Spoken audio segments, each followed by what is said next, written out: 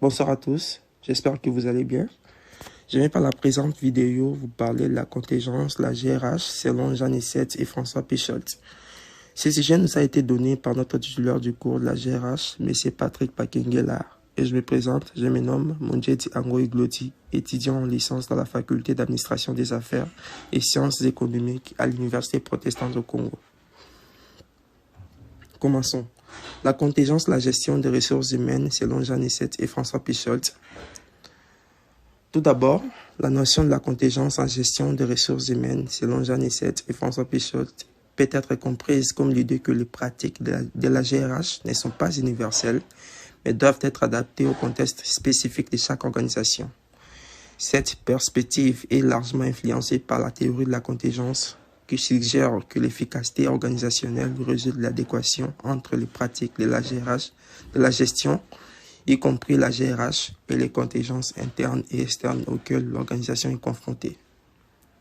En d'autres termes, il n'y a pas de recette universelle en matière de la GRH, car ce qui fonctionne dans une organisation peut ne pas nécessairement fonctionner dans une autre en raison de ces contingences.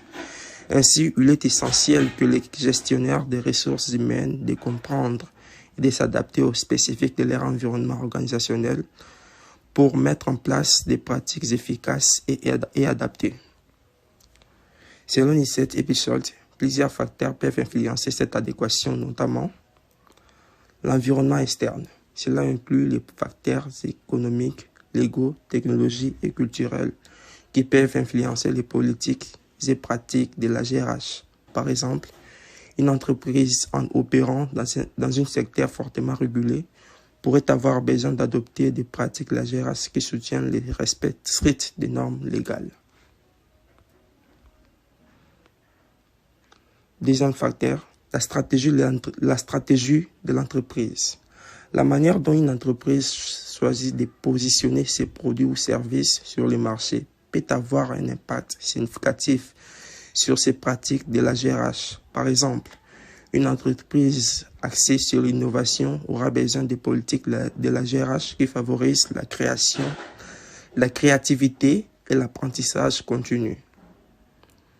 Troisième facteur, la technologie utilisée. Les avancées technologiques peuvent également nécessiter des ajustements dans la pratique de la GRH, notamment en termes de formation, de développement de compétences et des modes de travail tels que le télétravail. Quatrième facteur, la structure organisationnelle. La structure interne de l'organisation, comme la décentralisation ou la décentralisation des décisions, influence aussi la façon dont la GRH est mise en œuvre. Cinquième facteur, la culture organisationnelle.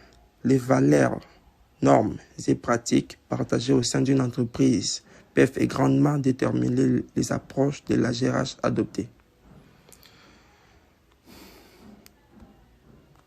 En conclusion, selon Issette et Pécholt, une gestion des ressources humaines efficace est celle qui aligne non seulement avec la stratégie de l'entreprise, mais également avec son environnement et sa structure.